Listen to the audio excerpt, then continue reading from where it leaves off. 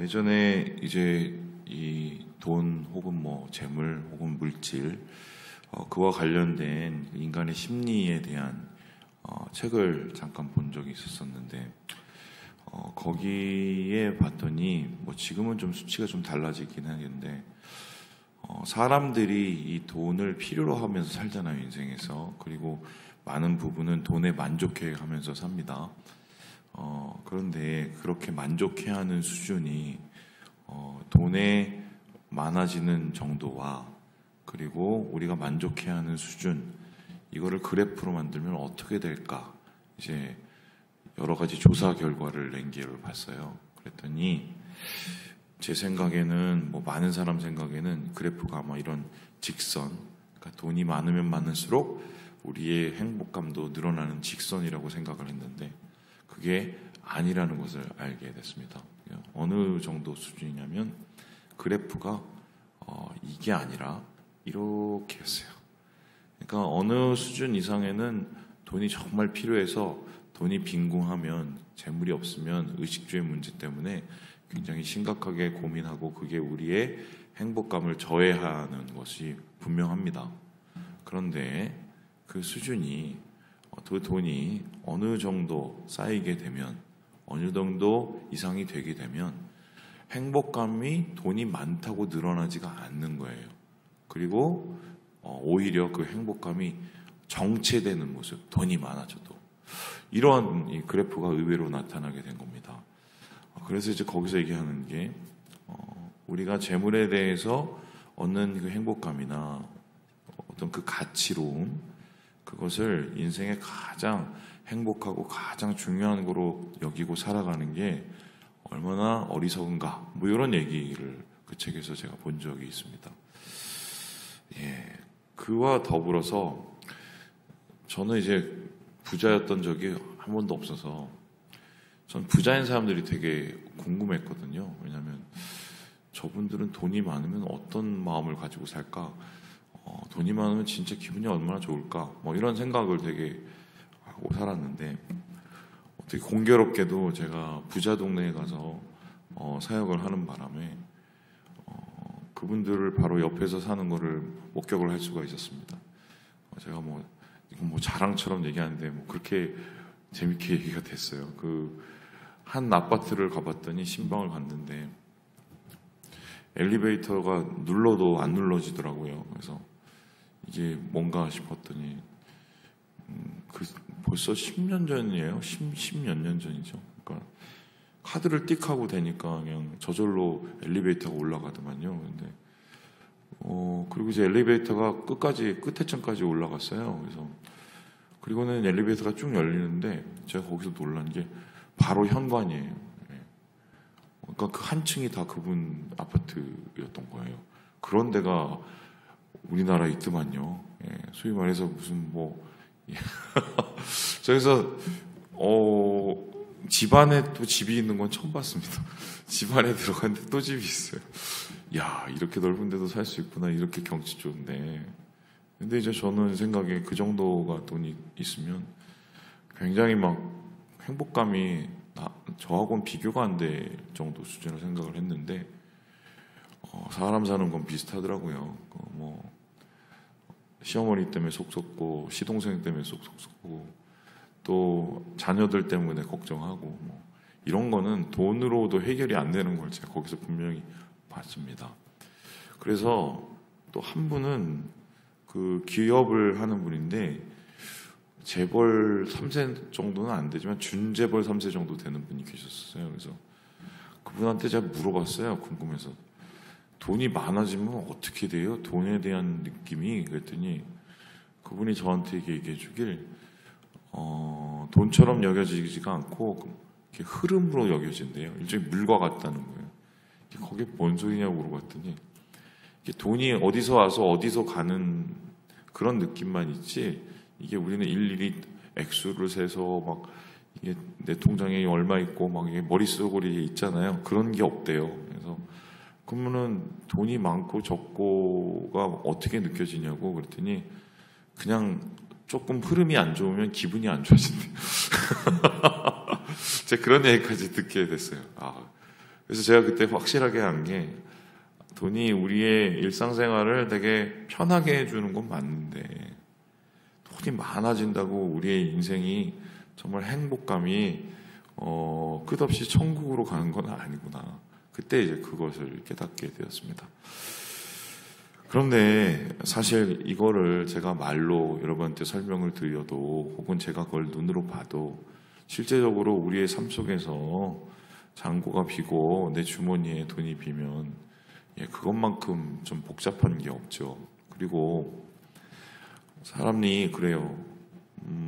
돈을 많이 버는 것도 중요하고 돈이 생기는 것도 되게 중요하지만 있던 돈이 없어지거나 벌던 돈이 제대로 벌리지 않으면 그때 느껴지는 우리 마음속에 여러 가지의 막 만감, 여러 가지의 생각들, 이건 참 우리를 힘들게 하는 경우가 굉장히 많이 있습니다.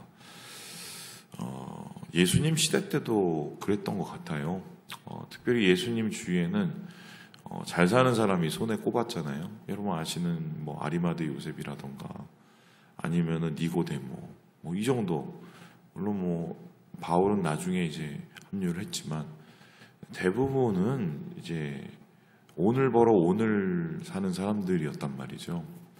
그럼 사실 이분들한테는 돈이라는 거는 왼수 같은 그런 느낌이 아니었을까, 그죠? 그럼에도 불구하고 예수님께서는 이 무리들을 향해서 오늘 뭐라고 얘기하냐면 이렇게 얘기를 하고 있습니다. 우리 함께 15절의 말씀을 같이 한번 읽어보도록 하겠습니다. 시작. 그들에게 이르시되 삶과 모든 탐심을 물리치라. 사람의 생명이 그 소유에 넉넉한데 있지 아니하니라 하시고. 한 사람이 이제 유산 문제로 우리 형 혹은 동생하고 이 문제가 분쟁이 생긴 것 같아요. 그래서 돈 나누는 거, 재산 나누는 거 좀 와서 좀 정확하게 해주세요라고 이야기를 합니다. 원래는 이제 유대 구조가 어떻게 되냐면 장남이 2를 갖고요. 나머지 차남 그 밑에는 다 1을 갖는 구조입니다. 그래서 장남은 2예요. 이게 딱 정해져 있거든요. 근데 아마 그게 제대로 지켜지지가 않은 것 같죠? 그러니까 와서 좀 공의를 행해달라고 예수님 보고 정확하게 분배를 해달라고 얘기를 했던 것 같습니다. 그랬더니 예수님이 거기에 대해서 뭐라고 그러느냐 14절에 봤더니 아니 내가 무슨 물건 나누는 사람이냐, 내가 무슨 뭐 재무 설계사냐, 내가 회계사냐, 이렇게 얘기를 하고 계시죠. 그리고는 곧 이어서 오늘 우리가 읽었던 15절의 말씀처럼 소유에 넉넉한데 우리의 생명이 있지 않다라고 얘기하고 있습니다. 이거는 이제 두 가지로 해석을 할 수가 있습니다. 첫 번째는 뭐냐면 돈 많이 번다고 오래 사는 건 아니에요. 그렇죠?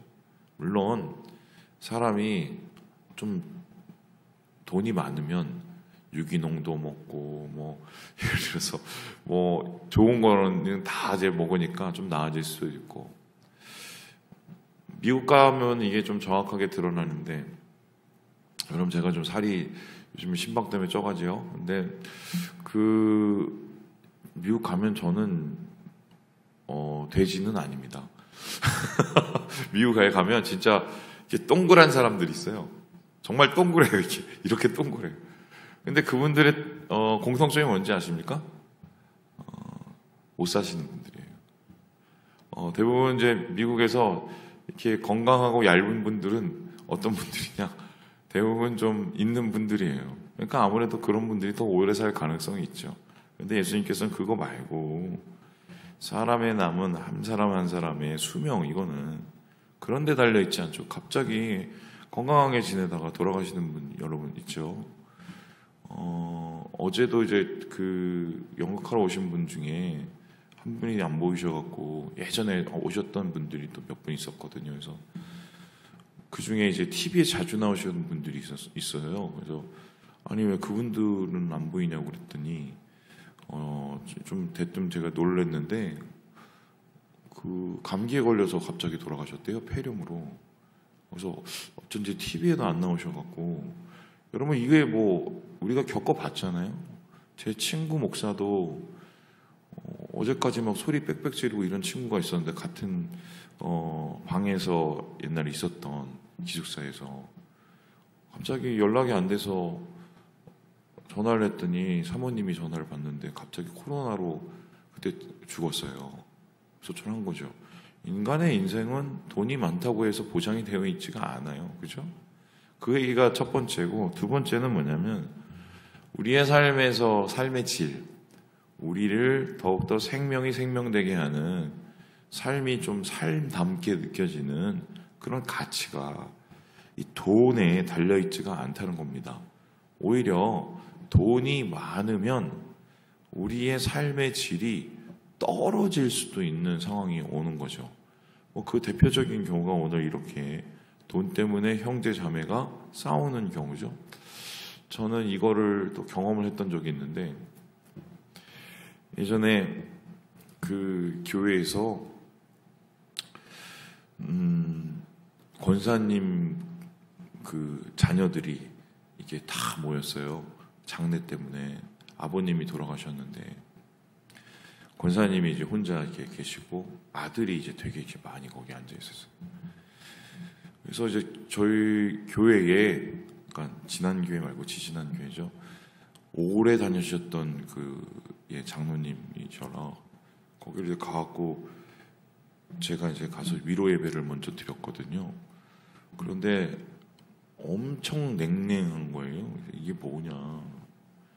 그리고 나서 입관 예배 때 목사님이 이제 오셔갖고 그 예배를 드리다가 목사님이, 저는 그렇게 화내시는 거 처음 봤는데 장례 예배 때 막 화를 내시는 거예요. 이 뭔가 싶었더니 이 목사님하고 이분들은 되게 오래 오신 분들인데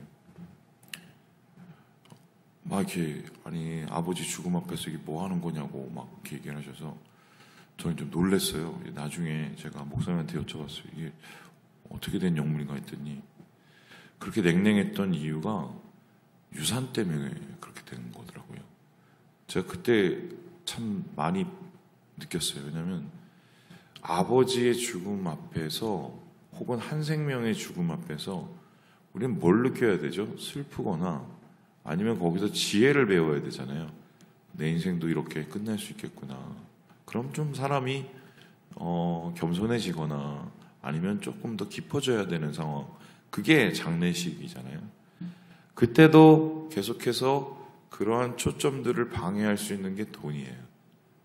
오히려 그걸 통해서 지혜로워지고 깊어지기보다는 싸우고 그리고 그 장래의 의미를 잃어버리는, 이런 일들을 돈이 할 수도 있구나. 제가 그때 그거를 봤습니다. 그래서 예수님께서는 이러한 우리의 모습을 보시고 비유를 하나 얘기해요. 그게 바로 부자의 얘기인데 16절에 보니까 이 부자가 밭이 있고 그 밭의 속출이 굉장히 많은 것으로 나타납니다. 그러니까 어떻게 합니까? 18절에 보니까 이런 얘기가 나요. 곡간을 내가 더 지어야겠네. 크게 지어야겠네.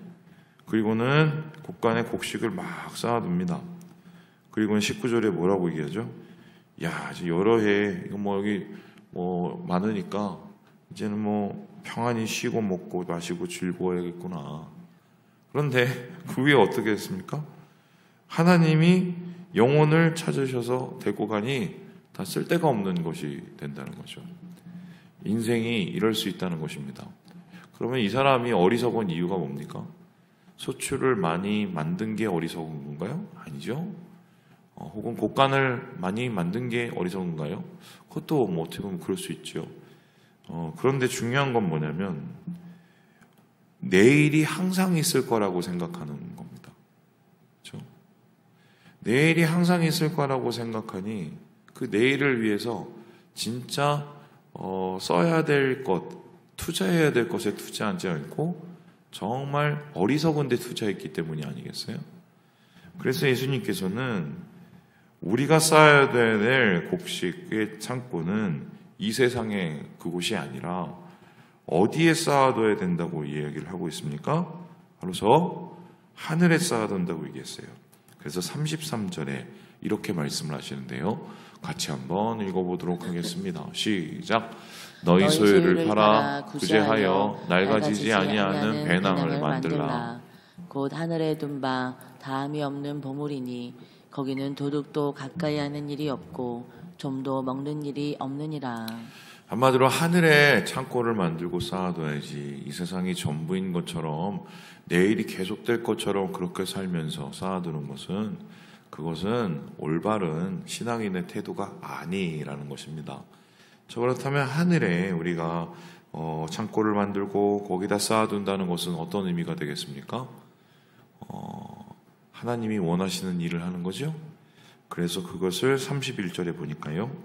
그의 나라, 하나님의 나라를 구하는 것이라고 얘기합니다. 그러면 하나님의 나라를 구하는 것은 도대체 무엇인가? 우리가 하나님 나라를 구해서 예배도 드리고 하나님 나라를 구해서 전도도 해야겠지만 예수님께서 특별히 재물에 대해서 말씀하시는 하나님 나라는 이웃을 돕는 거예요. 우리 주위에 있는 이웃을 돕는 겁니다. 그 이웃 속에서는 좋은 이웃도 있지만 나하고 좀 별로 사이가 안 좋은 이웃도 있어요. 왜냐하면은 하나님께서는 우리를 통로로 사용하셔서 우리 주위에 있는 사람들에게 하나님의 은혜가 나눠지기를 원하시는 거죠. 이 대표적인 얘기가 여러분 잘 아시는 아브라함이죠. 아브라함을 하나님이 왜 축복해 주셨습니까? 보통 사람들이 착각하기를 아브라함이 하나님 만나서 부자 됐다고 생각을 했는데 아니에요. 12장 창세기 12장 보면 아브라함은 원래 부자였어요. 원래 하란에서 떠날 때부터 어느 정도 좀 재산이 있었단 말입니다. 그런데 하나님께서 그 재산을 더 불려주시죠. 그 이유가 뭡니까? 그를 통해서 복의 통로로 삼아주셔서 그 주위에 있는 사람들이 아브라함을 통해서 하나님의 은혜를 공급받도록 하기 위한 거죠. 그러니까 우리는 이 세상에 심겨놓은 하나님의 일종의 저는 그렇게 얘기하고 싶은데 충전 배터리다. 사람들이 스마트폰에 그 전기가 떨어지면 우리에서 공급을 받고 또 우리는 하늘로부터 또 공급을 받고 이게 하나님께서 원하시는 그림이죠. 그래서 하나님께서는 오늘 우리에게 이렇게 얘기하고 계시는데 이렇게 34절 읽고 마무리해 보도록 하겠습니다. 시작. 너희 보물이 있는 곳에는 너희 마음도 있으리라. 이 세상이 아니라 어디예요? 하늘에. 그렇죠? 하늘에 우리의 마음을 두고 살 때 우리의 씀씀이나 우리의 재물도 하나님을 위해서 하나님처럼 써야 된다.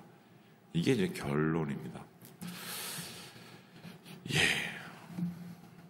이 얘기하고 뭐 한마디만 말씀드리고 싶은데 진짜 필요하면 주세요. 전 그렇게 믿어요. 진짜 필요하면 하나님 주십니다. 그래서 내가 정말 기도했는데 안 주신다. 그거는 둘 중에 하나예요. 안 필요하든가 아니면 다른 사람을 통해서 하실 거예요. 그래서 기억을 하시고 하나님께서 우리에게 베푸시는 그 은혜, 오늘의 일용할 양식 가운데 주님을 발견하시고 오늘 하루도 힘차게 살아가시는 우리 모든 형제 자매들 되시길 주님의 이름으로 축원합니다.